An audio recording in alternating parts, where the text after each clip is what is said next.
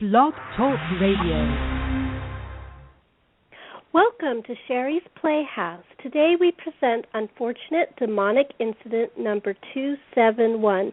This is hosted by Chatting with Sherri. Unfortunate Demonic Incident number 271, written and directed by Setsu Uzume, featuring the vocal stylings of Sarah Rudd as Kara the accountant, Charlie Floyd as Marin the demon, Everett Robert as Gerard, Kara's boyfriend, Jennifer Ripley as Crescent, stage manager of the Head Fiend troupe, Don Logan as Bumper Style, member of Head Fiend, Carson Becker as Polly, member of Head Fiend, Tanya Carr as Kara's grandmother, Sherri Rabinowitz as Benderson, Kara's boss, and Katie Bowerbank, Levi Werner, and Carrie Cesargo as Kara's colleagues Tiffany, Ted, and Tina. Each of us has two faces, the one that's true and the one we show to the world.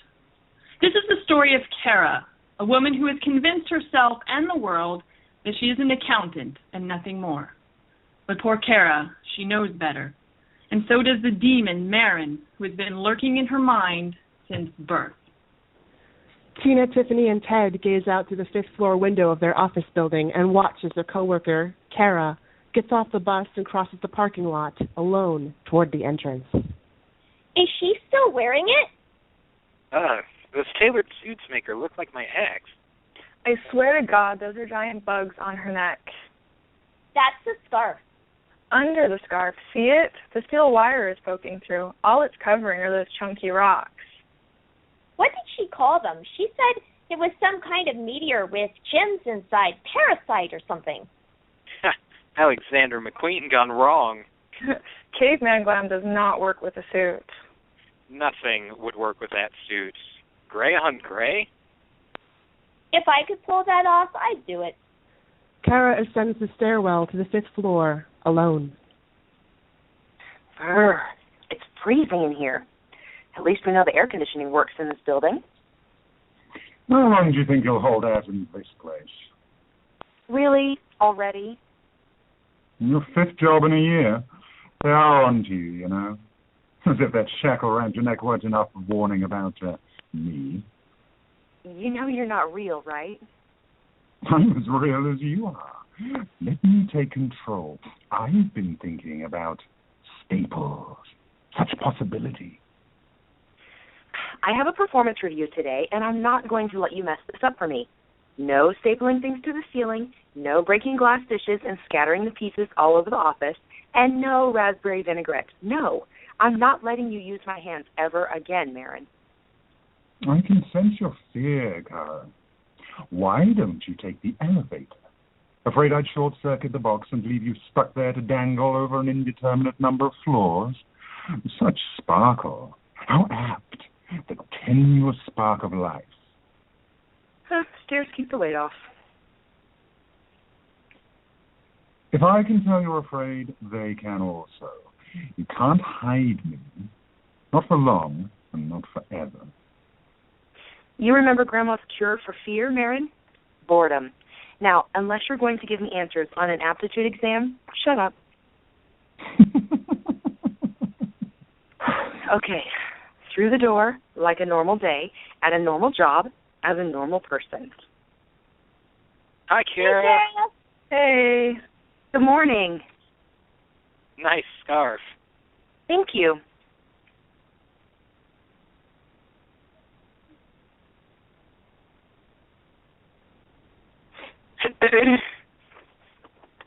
Pardon me? Oh, sorry. It's allergies. Sniffle, sniffle all day long. Oh my gosh, your breakfast looks so healthy. What is that? Spinach wrapped with hot sauce? I had a Monterey chicken taco roll this morning. It's like sitting in my stomach, and it makes me feel so full. It's crazy. Stab her eyes with a coffee stirrer. Do it now. Save her from her own sense of scale. Yeah, just so crazy. It's so healthy to find that sweet spot between not eating too much and eating just enough to be full. Can you really lose weight that way? And Serine and Asinine were walking down the lane, one quieted the other with a rock smashed through her brain. Kara, You ready? It's time. Kara follows her boss into her office and they sit down at opposite sides of a wide desk. Tall windows cast gray light into the office from overcast skies. 6 months already. Time does fly. Yes, ma'am. I've got your files here. Let's see. We're on target with BizDev efforts. Numbers are good. Performance is great. Do you like it here, Kara? Oh, give me a break, you pompous coward. Yeah, I like it just fine.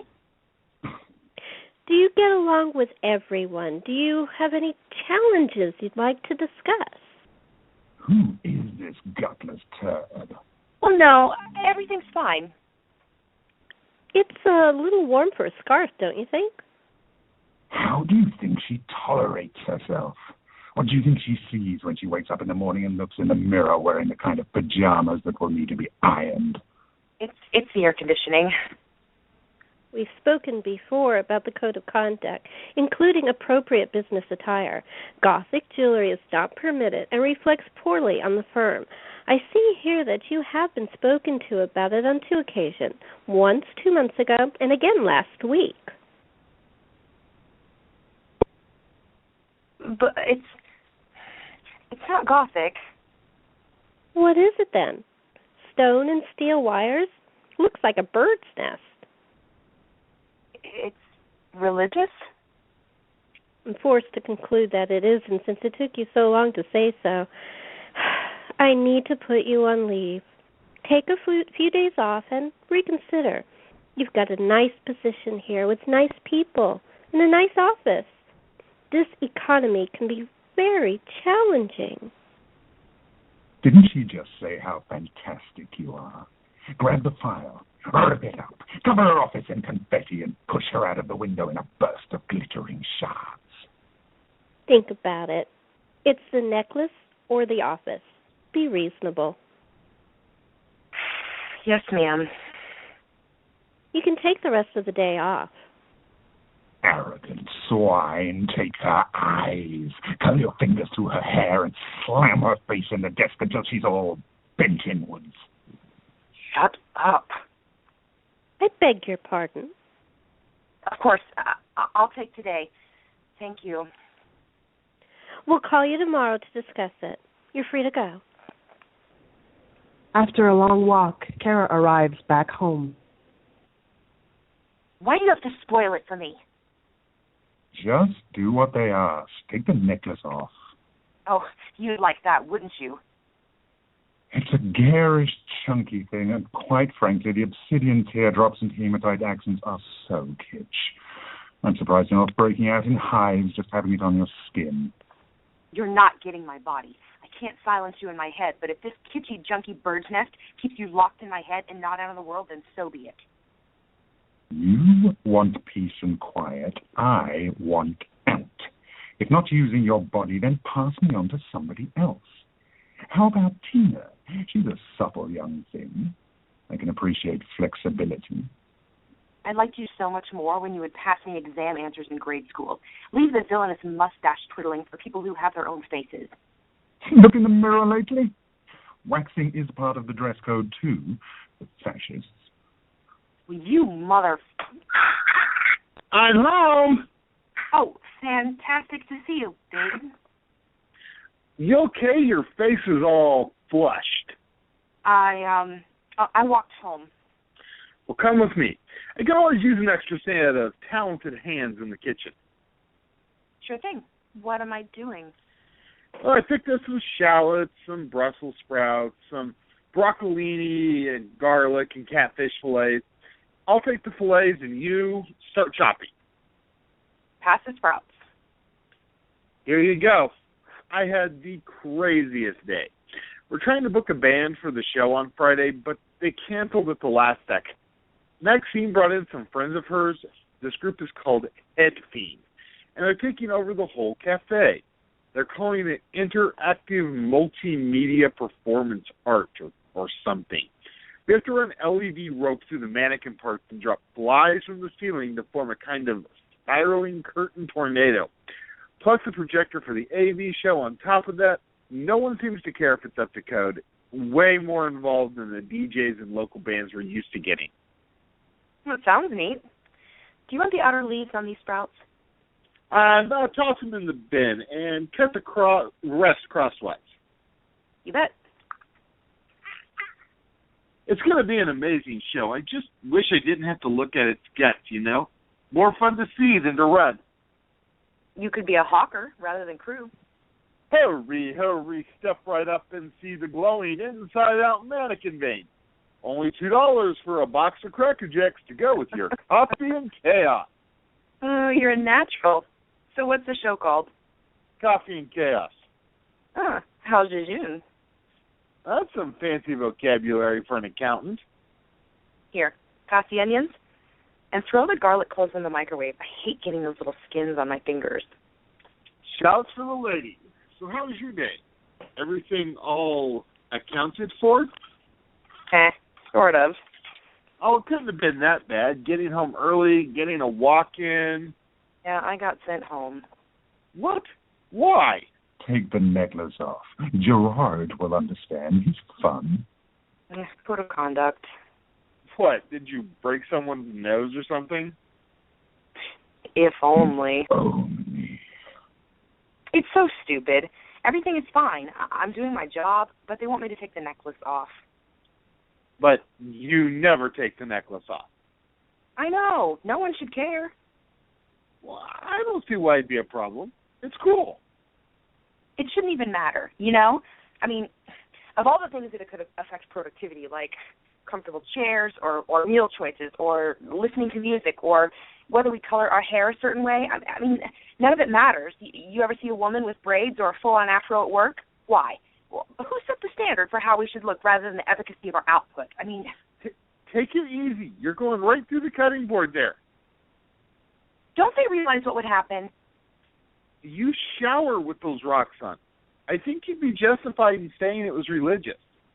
But it's not really. I mean, I don't want to lie about it. Besides, religion just makes people more uncomfortable. They'd ask me to wear something more tasteful. You know what she called it today? Gothic. A bird's nest. What an idiot. Unimaginative. May I suggest the word rectalgia? I can't take this off. Or won't. If I take it off, he'll get out. He? What he? I'll tell you, but you have to promise that you won't think I'm crazy. Kara, I'm not going to call you anything. Not while you have a knife in your hand. Are you done with those shouts? I'm serious, Gerard. Okay, I'm sorry.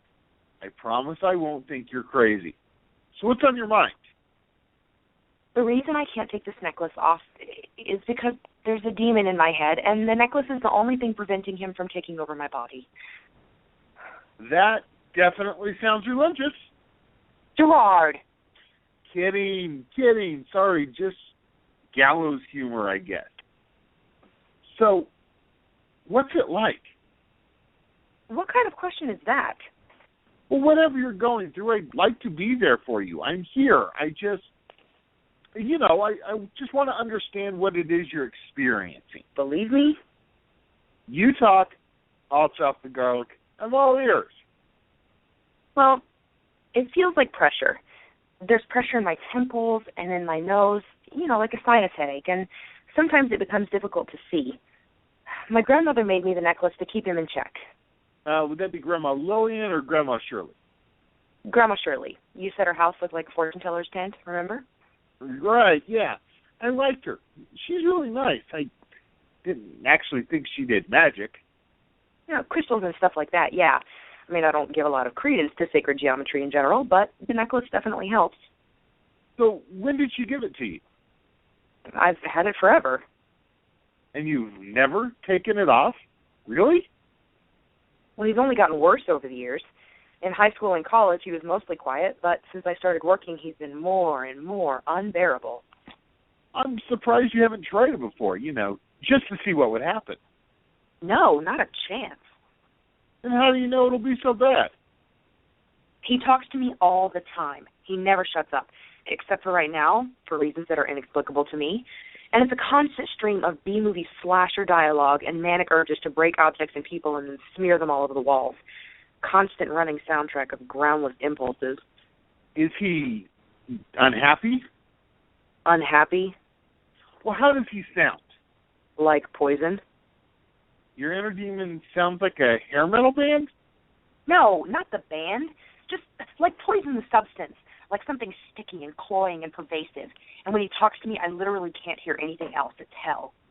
I meant his attitude. Does he like anyone or hate anyone in particular? He's loudest when it's quiet, at night or at work. This is real, isn't it? This is really happening to you. Yeah.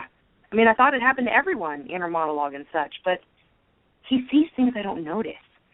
It really feels like talking to a whole other person in my head with me. Well, maybe you should see someone. No. Now, grab me the broccolini. I'll do those next. If this is affecting your job, you've got to do something. Therapy's worse than useless. The meds fog out the real world and make his voice sharper. Has anything else helped in the past? I don't know. Keeping busy seems to help. I did all kinds of music clubs and sculpting and sports clubs in college, kept my schedule as full as possible. That was the last time he was quiet. Between the jobs and the commute, the hours are full, but the brain is idling. That's when he strikes. Why don't we try it right now? I could tie you up or something. Let me talk to him. No, don't you dare. It was just a suggestion. Look, I'm stuck like this. Some kids get spina bifida. I've got a demon in my head. Do you ever dream about him? Why do you care about this? Can't we just have dinner like normal people? No, I don't think we can. Not when your job's at stake over a necklace. Look, I don't even know why I care. I don't know why they care. Who defines what's tasteful anyway? Well, it is a little distracting. Those rocks are pretty big. But it keeps me from being distracted. I can't be normal without it, but I can't be normal with it at work. I just want to pretend this isn't happening to me, but people keep bringing it up. It's not my fault. I didn't say it was. And they're going to call me about it? I just can't deal with this. I'm sorry. I've got to go. Kara, wait. No, just let me go. Just stay, all right? I'll cook. You pour some wine. We'll sit down and eat, and we'll talk through all this. Normal people talk, right? Yeah, normal people go to work and wear what they're supposed to wear and eat fried things and cohabitate, right? I'll see you later. Damn it. Gerard, not knowing what else to do with his evening, heads back to the cafe to help set up the show before opening night.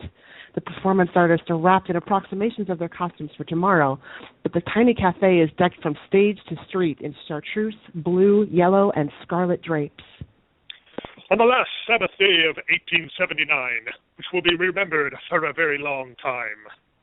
Mud, mud, mud. Mud all down the road. Dingy toys for shining boys who go shopping in woad. Follow me, and you shall see a 7 p.m. show where o'er the Tay the piers will sway and shatter the bridge below. The fly was supposed to run sideways, left to right. Don't just waggle it up and down. It better represents a train passing through the clouds. Who's the stage manager, Polly? You or me? Yes, ma'am. Stage manager Crescent, ma'am. 1,000 apologies for treading on your train. Trouble in Paradise, kids? Anyone want some coffee? Mr. Bumper style. Double shot here, and a bun, please. All right, everyone. Take 5.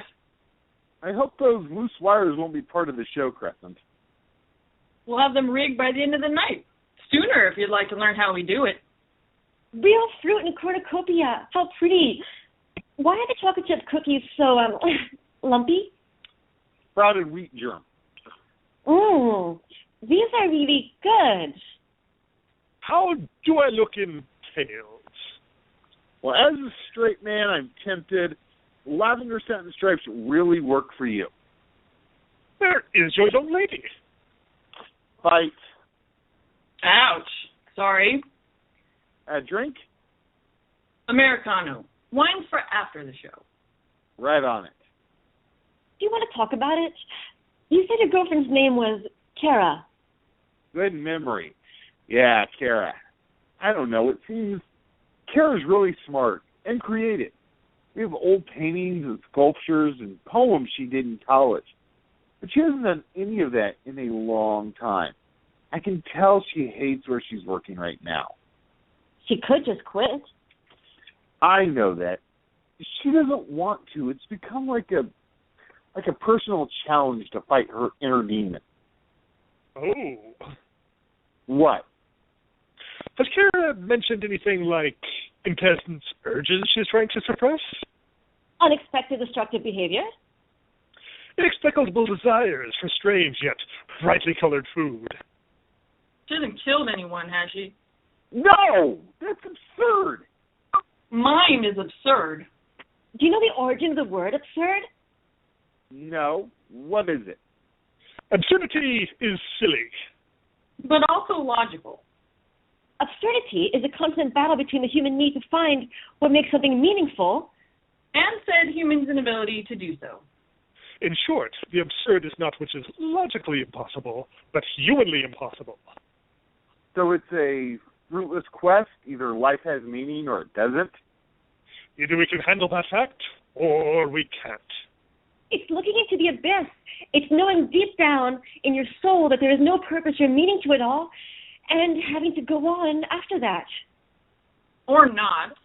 The myth of Sisyphus said that suicide, religion, or going on in spite of it are your only three options. If you can grok the pointlessness of it all, but still stand tall and walk your walk, you're free.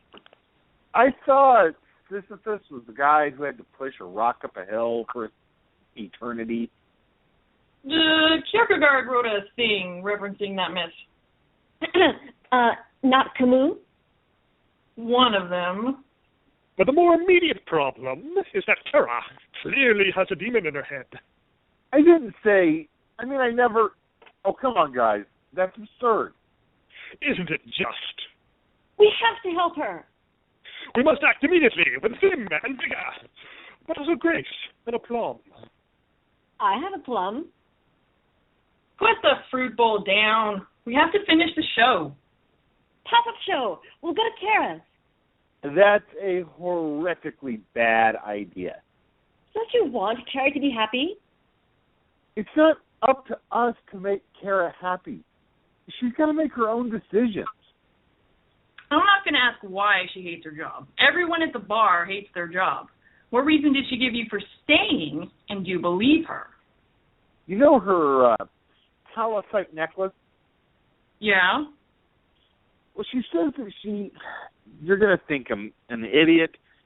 Well, it's just what Bumper Style said. She says that there's a demon in her head. Yeah, and?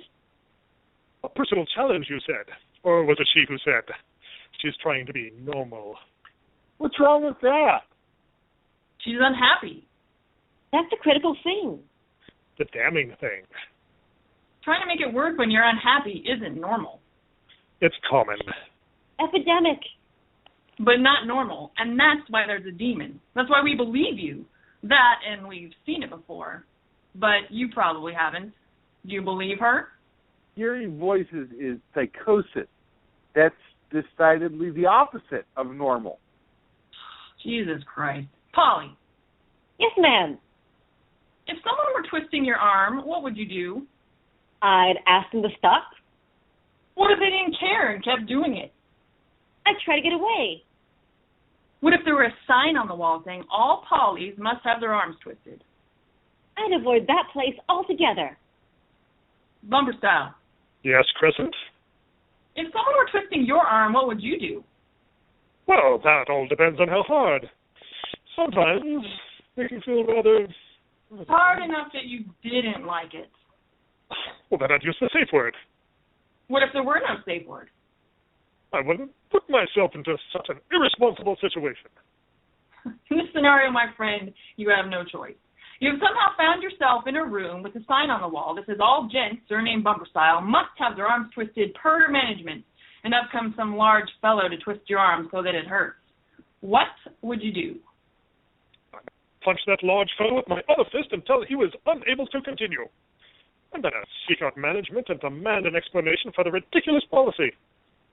And if management insists that the policy were there for the benefit and safety of their employees and customers? I find this whole scenario untenable.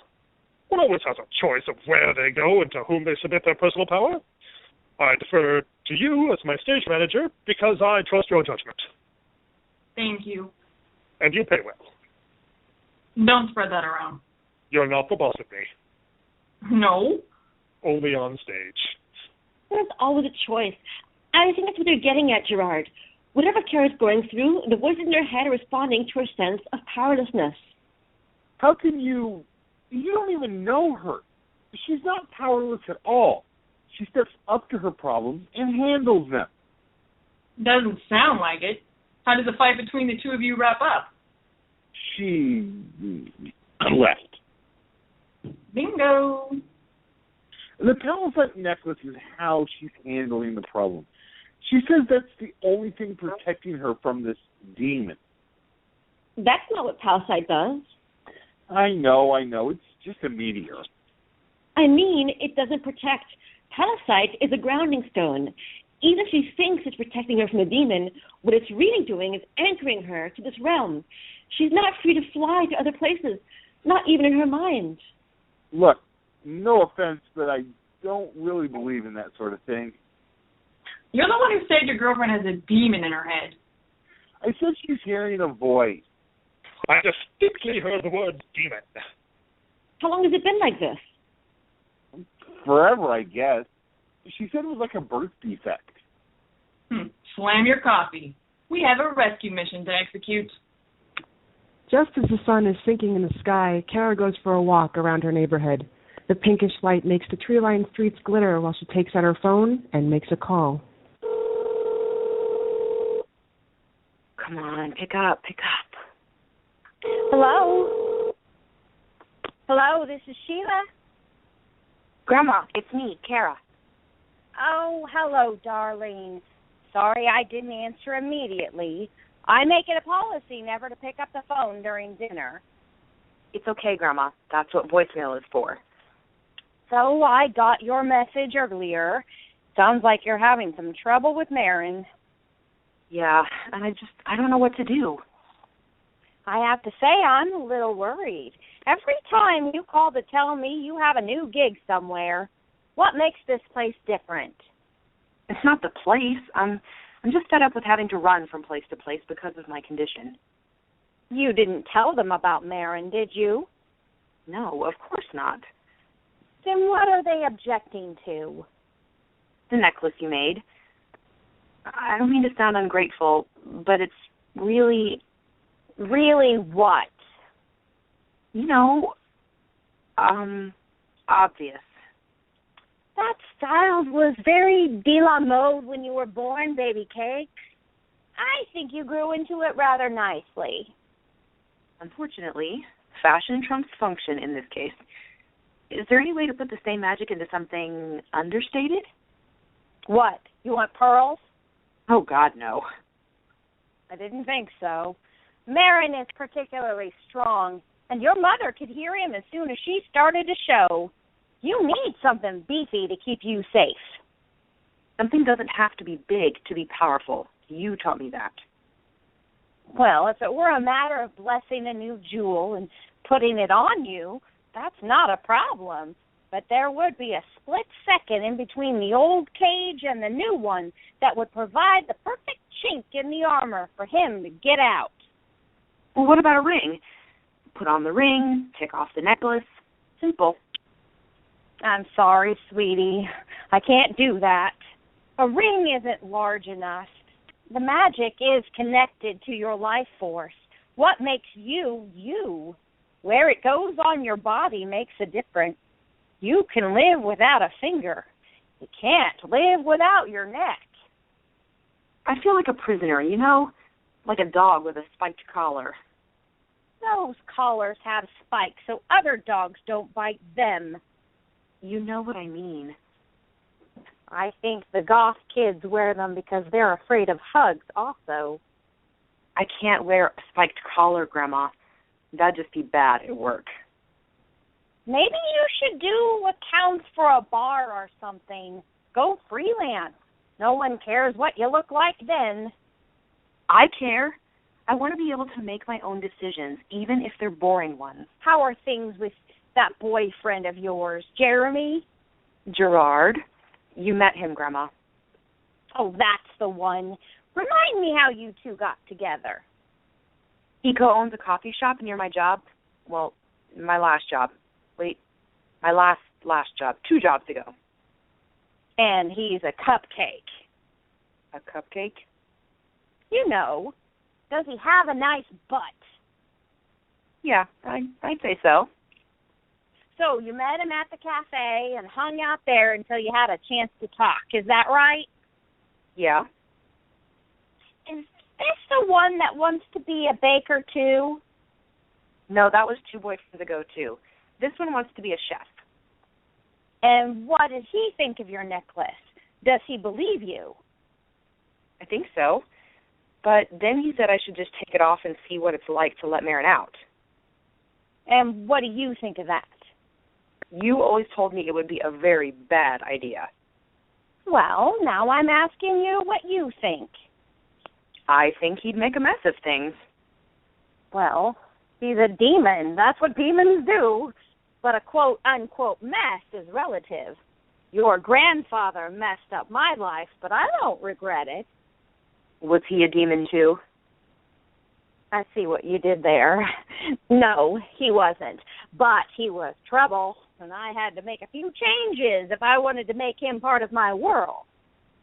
I don't want Marin in my world. I don't want his mess or his arguing or his outburst. I want him gone. I want him gone, and I don't want to have to wear this thing on my neck anymore. Like it or not, it's part of you. The necklace makes you Kara. Marin makes you Kara. Marin makes my life needlessly difficult. Marin makes me a version of Kara with no choices. I don't want to live that way. What does Gerard think of the necklace? I don't know. Does this matter? It's not like we're married or anything. Humor me. He thinks it's okay, I guess. Do you remember what he actually said about it?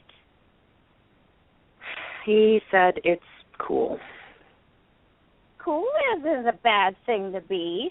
The necklace is part of you, and the necklace is cool. Way to go.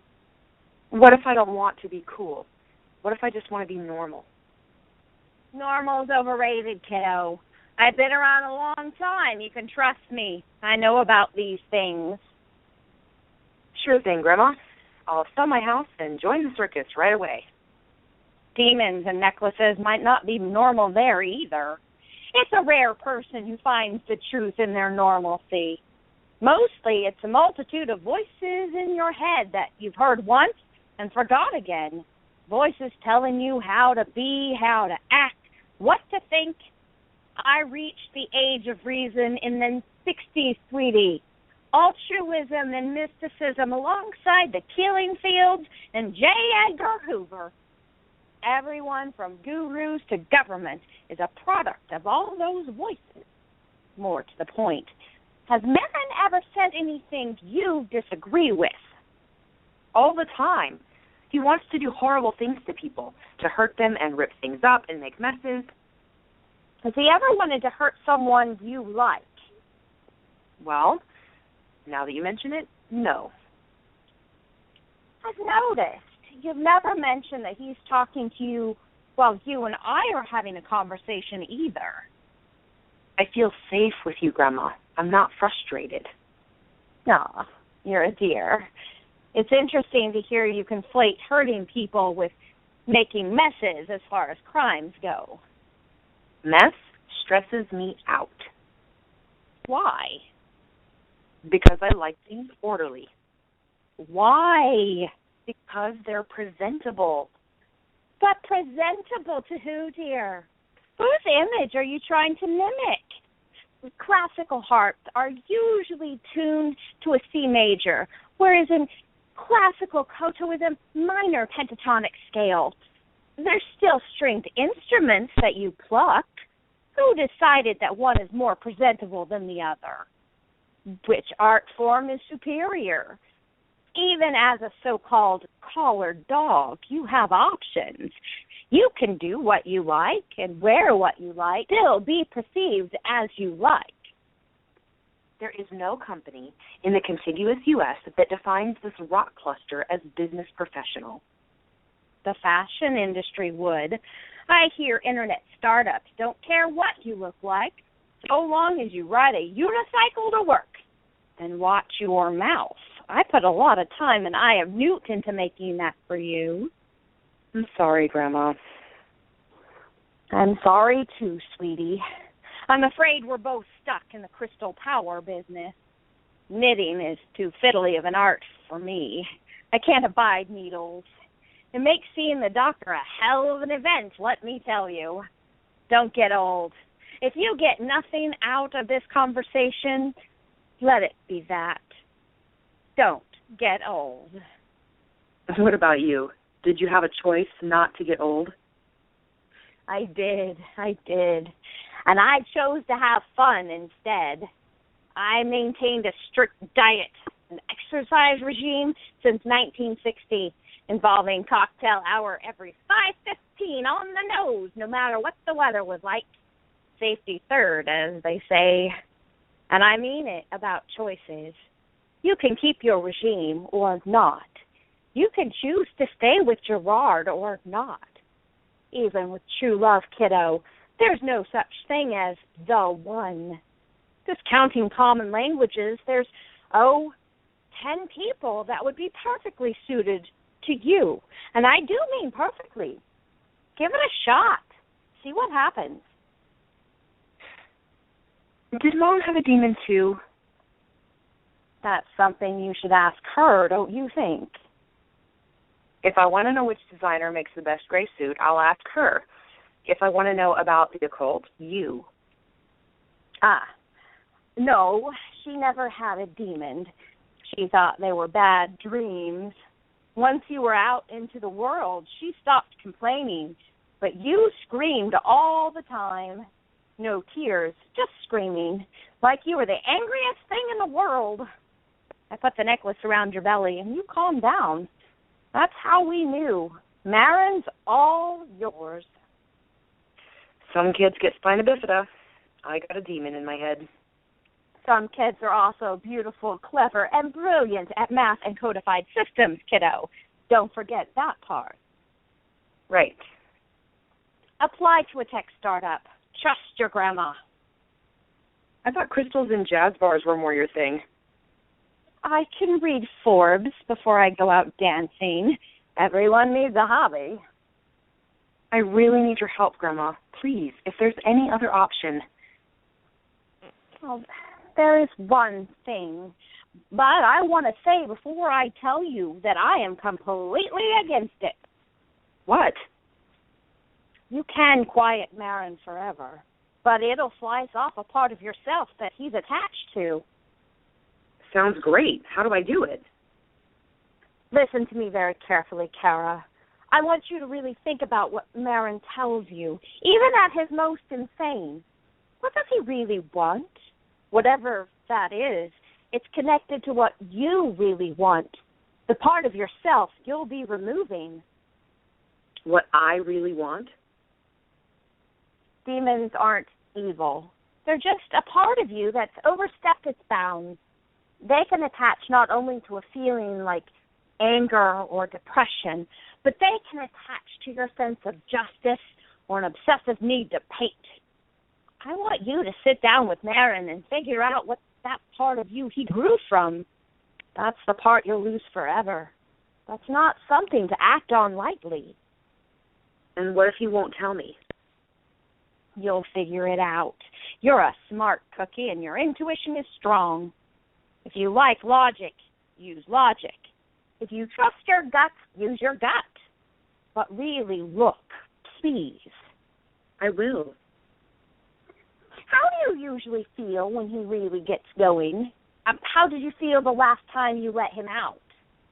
Annoyed. Really annoyed. Good. Go off somewhere quiet and get yourself really annoyed. Let him out. keep the necklace on, but let him out. And after that? Are you sure you want to know?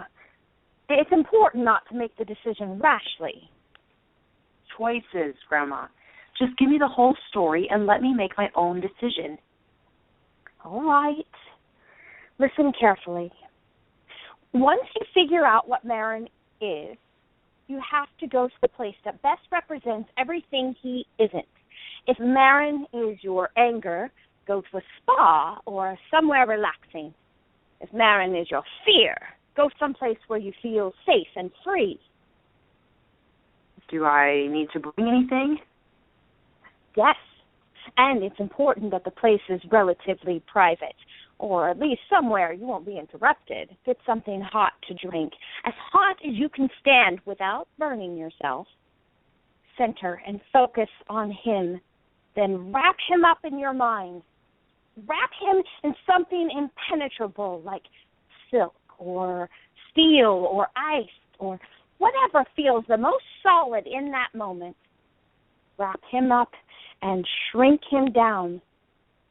When he's so small that you can't see, feel, or hear him, add a drop of your own blood to the drink, swish it around in your mouth, and then spit it back into the cup. Ew, really? You're dealing with primal stuff here. Blood is important. It's vital that you don't swallow it. You're paring away a part of yourself. Once you spit out the mouthful, Marin and whatever he grew from will be gone. Why did you wait until now to tell me? I could have done this 20 years ago and saved myself a lot of trouble. It has to be something you want. Something you wanted when you're old enough to look at it sides. There's no age limit on rites of passage.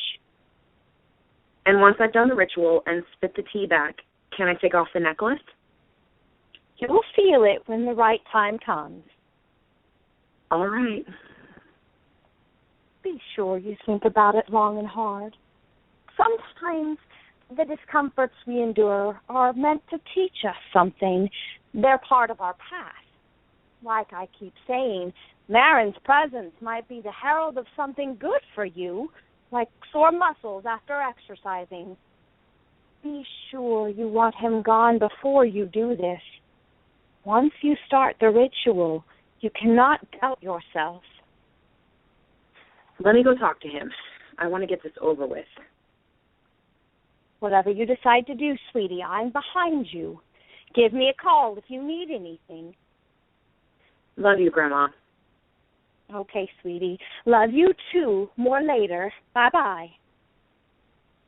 Kara holds the cell in her hands and watches the call terminate. Marin? Marin? I don't see why you had to reach out to her. Just take off the necklace and everyone will get what they want. Why are you in my head, Marin? Why is there blood in your veins? Why are there bones under your skin? Are you saying you're part of my anatomy? You're looking for meaning in the natural order of things. The truth of the matter is no one cares. There's no meaning to be had. What do you get out of arguing with me? You realize your granny's lying to you. There's no way to carve me out of it. I'll bite. Why would she lie? She wants to keep her handiwork on you. Her handiwork being the necklace that keeps you from running the show. You don't want me. I don't want you. All you have to do is break the lock and let me out. You're scared. I can hear it in your voice. The contrivance you've imagined to comfort yourself. What happens to you if I cut you out of me? As much as the thought of your blood sprayed across the floor fills me with giddiness, I have to tell you, it's impossible. That's weak cruelty coming from you. You'll get no help from me. Not unless you give me what I want. Well, what do you want then? I want you to listen to me. I want you to do what I say so that I'll be happier and you'll be happier and everything will be wonderful. Right. Like ripping out eyes and smearing the walls? All of them. The quickest and easiest way is to let me take control. Let me do it. You don't have the talent. It doesn't take talent to hurt people and make a mess of things. Oh, yes, it does. But no, you've decided to dedicate yourself to being just like them. What I do is art. You're wasting your existence on petty interests that will challenge nothing and change nothing. So you're attached to my need for change? I'm not attached to you at all. Only if you off yourself, the coroner will take the necklace off. I can wait. If I die, you die. Are you certain of that? I could always jump to another body. Then why didn't you? Why me and not my mother? Or the doctor who delivered me? Or the dozens of others who handled me before grandmother covered me in palisite? What inane questions. Questions you don't want to answer. You got stuck either because of poor judgment or lack of power. But I'll bet it's because she's right. You're part of me. Your attempts to organize what is you and what is me is laughable. Order and simplicity bring peace. Tyranny from your own mouth. How delicious. It's not wrong to want peace. You want an absolute truth to stand on. Order and accuracy. That is a grab for power in the most boring possible way. Yeah, I am. Power over my own head. It starts with your head, yes. Then it moves to your eyes and how you see the world and your place in it. Then it slips into your fingers and your feet, where you choose to go and what you do there. Then it comes out of your mouth, influencing others, leaning them one way or the other. You are exactly like me, just with no imagination. And what makes you so sure? Look where your feet have taken you. Look at what you've said no to and what you've agreed to. Do you remember the manufacturer you signed on with last May? Do you remember Naomi? Every single time she walked into a room that contained another human being, she sighed. She sighed. She sighed as a way to initiate contact. That was her plea for attention. She drew a huge breath and then let it out in one, somewhere between relieved and annoyed, so she could choose what kind of response to give to the much sought after, how are you, every day. As she walked to and fro, if she passed her desk, she would sigh. You stayed. You wanted to stay so badly. And that is how you demonstrate power in your own head, by subjecting yourself happily to monotony, graying, decay, and death. And what's the alternative, really? I mean, all things decay and die. All chaos seeks equilibrium. It's dramatic to wander out into a field during a storm, to see the wind whip the grass and the lightning flash. But out there, on your own, you're a target. Hide and be destroyed. Stand and be destroyed. Consider if you were the grass, the wind, or the lightning. Perhaps standing at the nexus of those things, she who wanders into the storm and experiences the full force of it is, at long last, fulfilled and whole. You don't know until you try. Sex breaks up the long, boring march, but not entirely, not for long. The only thing you ever seem to want is destruction. You never mentioned that. I just want to feel again. I want to flow through your nerves and know the cool of the wind and the rain. At what cost, though? You made me a cheater once. Listening to those things you say, how can I trust you not to turn me into a murderer? Don't you see what you've put me through? I've been in darkness for years. No control, no self-determination. You have taken my choices from me. Are you serious? Are you kidding me right now? Lightning and fulfillment and freedom. What utter horseshit. The one time I let you out, you screamed and ranted and went nuts with a bottle of salad dressing. Yes, 1,000 times what did I rant about? Its color, its smell, its cheap packaging, and sad attempts at marketing whimsy until you could bear it no longer. Ripped the cap off and coated the entire kitchen in the stuff. Fuchsia waves all over the tile floor and white cabinet. A landscape smeared across the furniture that would stain it forever. And smell. Oh, the smell. Raspberry vinaigrette does not hide. Raspberry vinaigrette does not apologize. Raspberry vinaigrette stands up with one sweet, sour finger rocketing towards the sky and demands what you plan to do about it. It wasn't even mine. It belonged to Naomi. It had nothing to do with me. Raspberry vinaigrette belongs to no one. Naomi can shove it in her face and shit it out an hour later, but that is the extent of it. The dressing company can put it together, the various elements, put a sticker on the bottle that recalls a field of flowers that never existed, and it can wind up in the company fridge, but you took it away. You set it free to be more than it had ever dreamed. Does that make you a thief or a liberator? Sane people don't coat their offices with dressing. Salad dressing, window dressing, appropriate dressing, dress code, codes and guidelines. The true thing, the real thing that makes you so insufferable is the fact that you pretend to agree. You don't. If you can fight me, you can fight them. I get it. That's what you are. Just a little child smashing things with no regard for the consequences because you like how the shattered pieces sparkle. As long as you're stuck with sparkling shattered pieces right around your neck, you can decide to like them, dislike them, or ignore them. Do us both a favor. Get rid of the shards. Take the necklace off. Oh, believe me, I will. Meanwhile, Crescent, Polly, and Bumper Style, the principal members of the performance art group Head Fiend, invite Gerard to the hardware store to pick up a few more items for the evening. We'll need 5 buckets of paint, 3 gallons of water, and 2 mops. We have mops at the cafe. You will want these back. They're going to be paintbrushes. That could be cool. Put them up on the walls. Green, gold, and violet? Make it lavender. It needs to pop against the black background. Actually, Gerard, have you been to Kara's work? What color is the asphalt in the parking lot? Well, it's not black. Maybe more like a faded black. Is it more brownish or bluish? I have no idea. Lavender.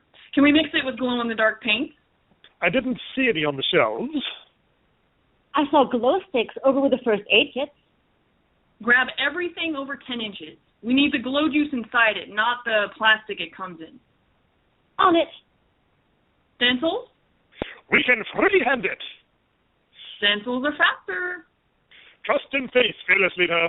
We can finish the project and be out of there before any law enforcement arrive. And this isn't for the cafe, is it? Nope. You're going to take us to Kara, and we're going to help her. I'm so excited. How will you help Kara with a bunch of paint? I'll have to explain when we get there. I need you to take us and these supplies to Kara's work after the show tonight. Won't you be too tired to go out afterward? My dear friend, we are professionals. We've handled things like this before. Every time we've been to, we've seen the same problem. Only this time, you found us before the sufferer did.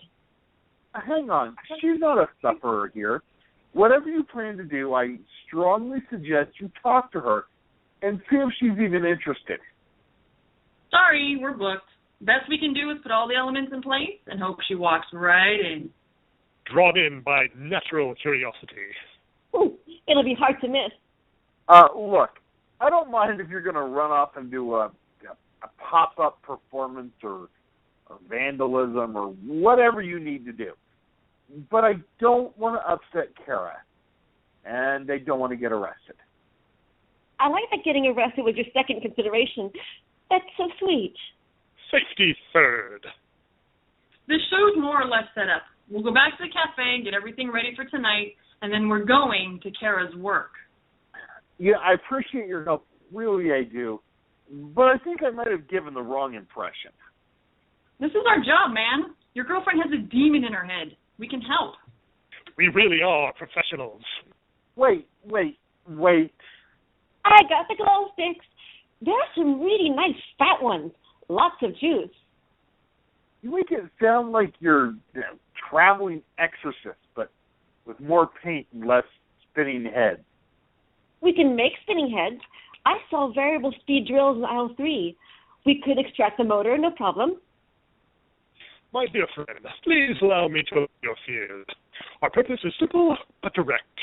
We travel and perform in different towns, circling the cities but never entering them. Large cities don't need us. It's the smaller areas, quieter, sleepier areas. Flyover regions. Suburbs. Those words.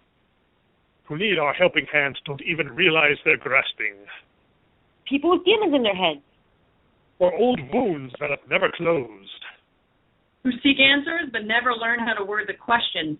From what you've described, and quite frankly from the layout of this town, Kara's one of them. She's not alone. Her family helps her out.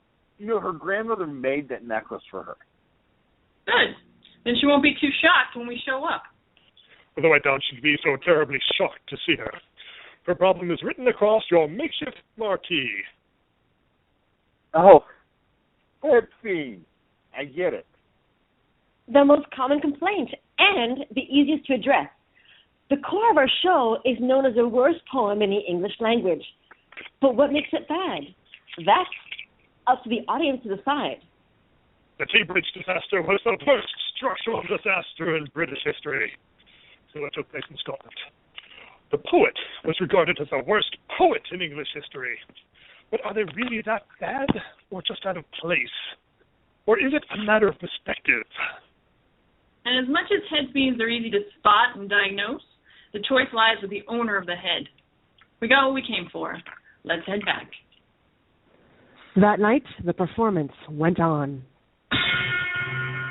That which is the worst shall be the finest, and the fairest shall be left in the dust, where new eyes grow on unseen potatoes. To celebrate failure is to revel in possibility. The small cafe is packed to bursting. Walkways have been taped off so that the actors have full access to their spectators.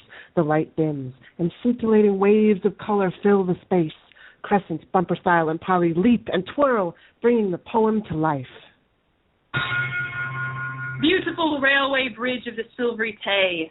Alas, I'm very sorry to say that 90 lives have been taken away on the last Sabbath day of 1879, which will be remembered for a very long time. It was about 7 o'clock at night, and the wind it blew with all its might, and the rain came pouring down, and the dark clouds seemed to frown, and the demon of the air seemed to say, I'll blow down the bridge of Tay. When the train left Edinburgh, the passengers' hearts were light and felt no sorrow. But Boreas blew a terrific gale, which made their hearts for to quail.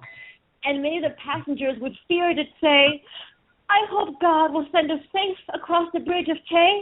But when the train came near to Warmond Bay, Boreas he did loud and angry bray, and shook the central girders of the bridge of Tay on the last Sabbath day of 1879, which will be remembered for a very long time. So the train sped on with all its might, and bonny Dundee soon hove in sight, and the passengers' hearts felt light, thinking they would enjoy themselves on the new year with their friends at home they loved most dear, and wish them all a happy new year. So the train moved slowly along the bridge of Tay until it was about midway. Then the central girders with a crash gave way, and down went the train and passengers into the Tay. The storm fiend did loudly bray, because 90 lives had been taken away on the last Sabbath day of 1879, which will be remembered for a very long time. It must have been an awful sight to witness in the dusky moonlight. As soon as the catastrophe came to be known, the alarm from mouth to mouth was blown, and a cry rang out all over the town, "Good heavens, the Tyne Bridge has blown down!" And a passenger train from Edinburgh, which fills all the hearts with sorrow, and made him for to turn pale, because none of the passengers were said to tell the tale, how the disaster happened on the last Sabbath day of 1879, which will be remembered for a very long time. It must have been an awful sight to witness in the dusky moonlight, while the storm fiend did loudly bray, and along the railway bridge of the Silvery Tay. Oh, ill-fated bridge of the Silvery Tay! And now I must conclude my lay by telling the world fearlessly, without the least dismay, that the central girders would not have given way, these many sensible men do say, had they been supported on either side with buttresses. At least many sensible men confesses. For the stronger we our houses do build, the less chance we have of being killed.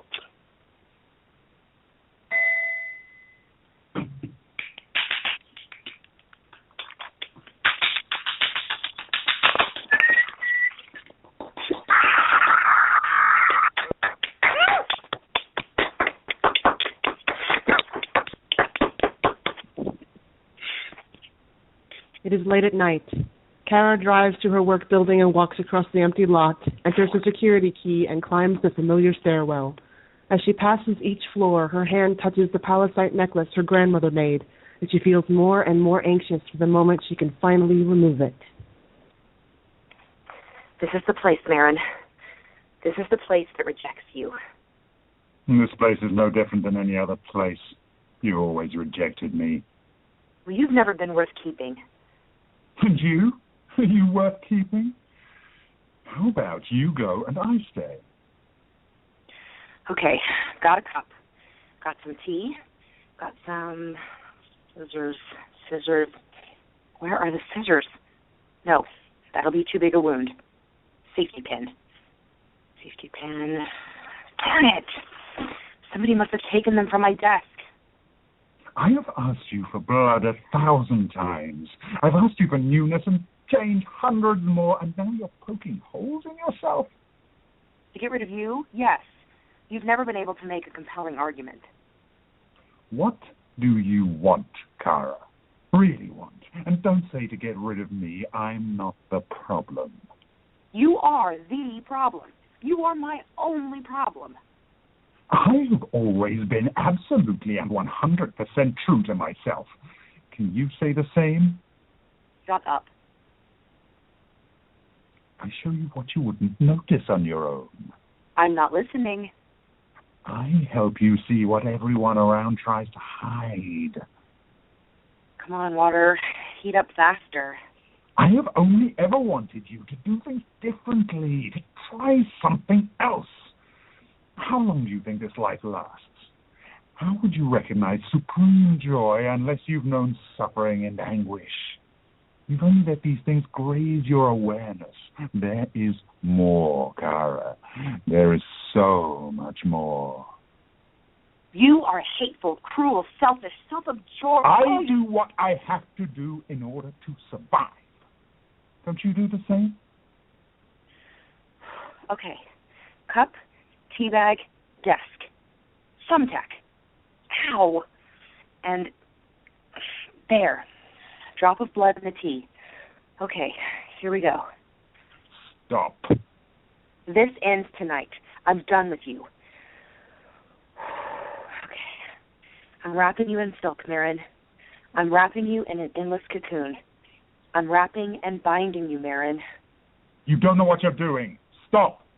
I'm wrapping you, Marin. I'm wrapping you and putting you away. The more I bind you, the quieter you will become. The tighter I bind you, the smaller you become. Stop it. I see you for what you are, Marin. You are my narcissism. You are my pettiness. You're my selfish inner child. I'm wrapping you and I'm putting you away. What? That is not it. I'm wrapping you, Marin. I'm wrapping you, Marin, tighter and tighter until you cannot speak. And all that's left is for me to take a sip. No!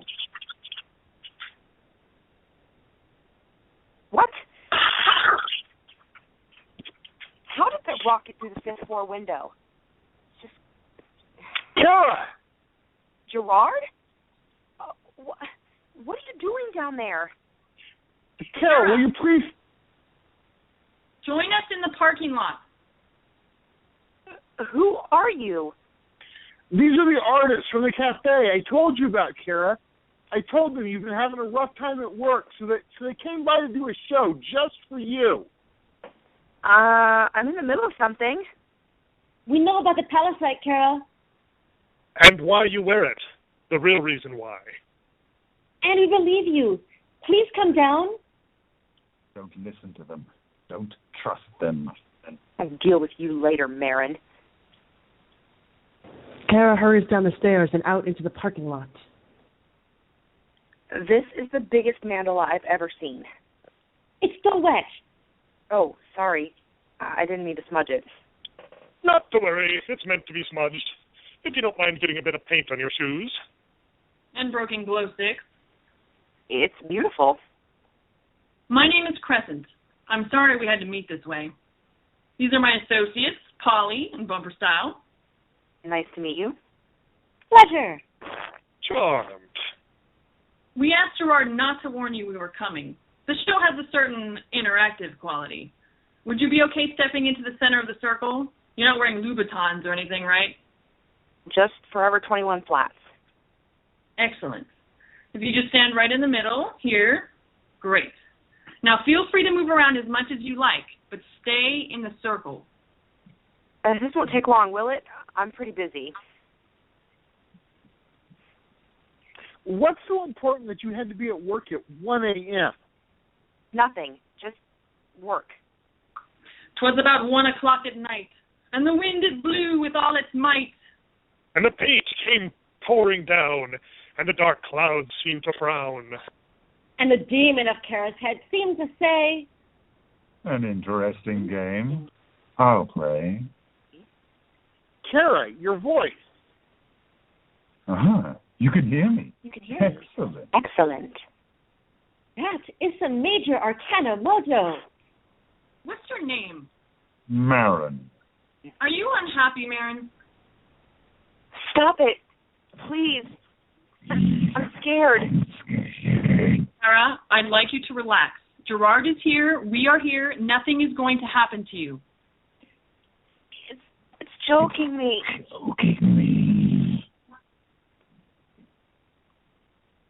She can't Kara. breathe.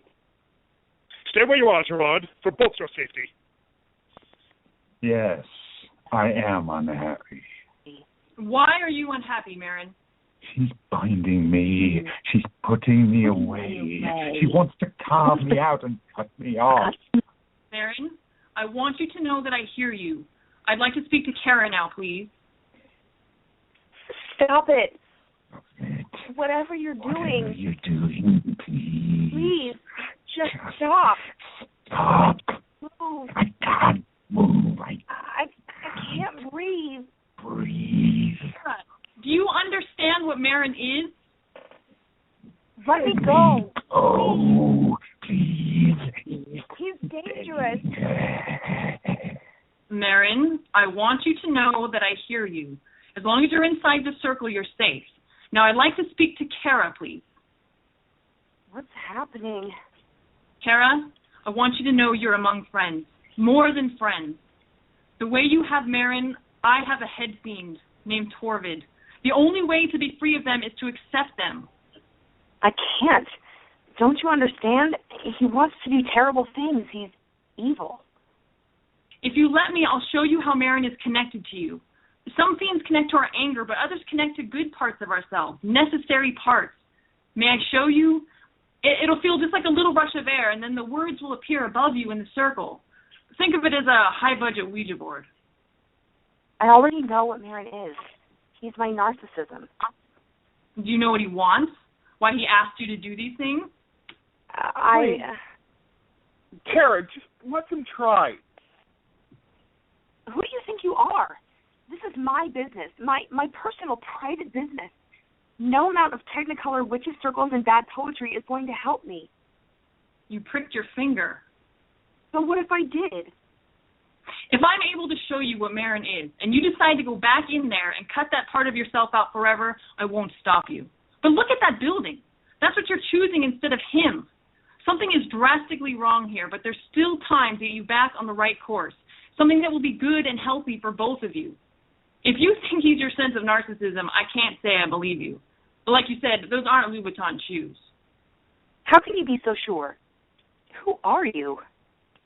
I am like you, Kara. Your Marin is the same as my demon, Torvid. I had major depressive disorder. Couldn't move, couldn't eat. I wanted to cut him out so I could heal.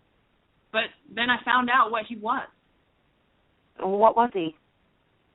I can't tell you. Not until you look yours in the face and understand it. Fine. Go ahead. Go. It must have been an awful sight to witness in the dusky moonlight. What a storm fiend did laugh, and angry did bray, in the parking lot beside the freeway. Oh, ill-fated parking lot beside the freeway, I must now conclude my lay. By telling the world fearlessly, without the least dismay, that your central nature will not give way. At least many sensible men do pray. Reveal your nature and your way. Where's that smoke coming from?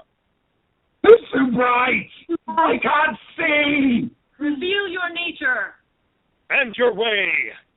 Reveal your nature.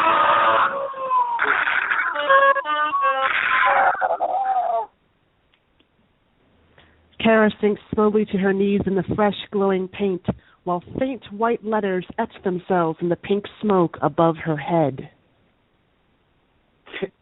Tangential? What? Consilience? Is that a word? What does that mean? Tangential, thought, consilience. Strong connections from disparate ideas. Marin isn't your narcissism, Kara. Marin is your creativity. How can you be sure? What was yours? Torvid was my need to help others. I was hospitalized for years, crippled and isolated, so there's no way for me to reach anyone. He ran wild through my psyche. Daily acts of kindness isn't enough to quiet him. It's much more specific than that. Torvid is my will to help those who are like me, other people with demons. That's why we travel. We found you so we could help you. You're making this all up. Marin is cruel because he's starving and ignored. That's all. You're lucky that your need can be so easily fulfilled. I want to believe you. I really do, but... There are words floating above your head written in smoke. I can see them. You can see them. I just went to the hardware store with them, and they didn't buy any matches or explosives. I swear. Your necklace, the palisite, it doesn't make the voice stop. It just makes both of you heavier and more drained so you don't go to war from within. It's not protection. Protection wouldn't work because Marin is part of you. He is you. Belief gives objects power, first from the one who made it for you, then from you yourself. You broke it? The necklace doesn't work anymore and you're going to leave me like this? Don't be scared. You can handle this. You've been brave your whole life. Now it's time to learn other methods than bravery. It's late, Crescent. We should be heading back. What am I supposed to do? You can't just leave me. Paint, sculpt, program, argue. Do whatever you like, but be yourself. Be creative. That's the only really way to make him be part of you and keep yourself disciplined. Crescent, come along. Really, if you need help, you can call us. Gerard has our info. I'm cold. Kara, I'm here. Can you help me undo the clasp? Yes.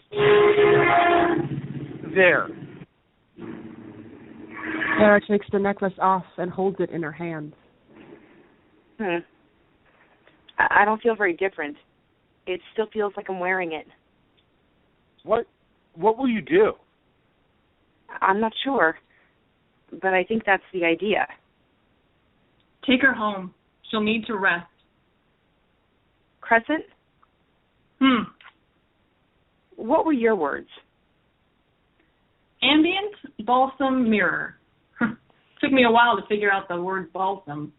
Turns out it meant balm, as in something that heals or soothes. Makes you wonder about balsamic vinaigrette, doesn't it? Raspberry vinaigrette is balm. It's as if Mara knew the whole time. Let's go home, Gerard. 4 months later, on a lazy Sunday evening at Kara's house, Gerard brings the dinner he prepared into Kara's art studio. She stands at an easel, applying meticulous detail to a large canvas.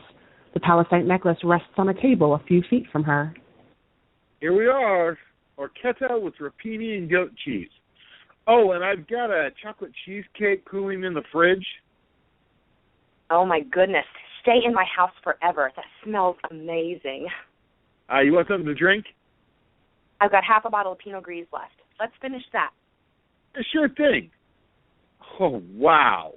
What is that? It's so detailed. You like it? I was thinking about that last night with Crescent, and it just came out. Oh, I've been here since 10 a.m. I've got the mandala in the background in pink. I'm not sure what to do about the glow, but I think I'm going to try and grab some iridescent paints tomorrow. That is really stunning, Kara. I love how vivid the blues and the purples are, and the stones in the front, they look so real. Do you see it? What? Right here. In the palisite, the eyes. I used a photo of Peter Capaldi. I love how intense he is, but also expectant. Like he knows you're capable of better. Wow. A new painting every week. We're running out of room on the walls. I want to put this one in the living room. I want it to be the first thing people see when they come over. What's it called? I was thinking about calling it Sickle Moon. Oh, yeah. Crescent. I'd almost forgotten about her. She's still out there, looking for others like us. What she did for me, for Marin. She also did it for you and Grandma Shirley, and for our friends, and for the people that we have to see every day. It's not about just making the voices quiet. It's about helping us be who we're supposed to be. I don't think I'm changing the world by putting up a few paintings, but I feel happier in my corner of it. So is Marin actually gone? No. He'll never really be gone. He's part of me. Not good, not evil, just there. I'm really sorry Polly threw those rocks through your office windows. I'm sure she had no idea it'd be the nail in the coffin at your old job. Did you hear back yet from the City Arts Commission? Yes. The offer letter will be here tomorrow morning. I'll be their new senior analyst. Yes. Congratulations. Thanks, babe. Hey, don't worry about the rock or the performers or anything. My life is back on track. To me, that's worth one unfortunate incident. Now be a dear and pour the wine.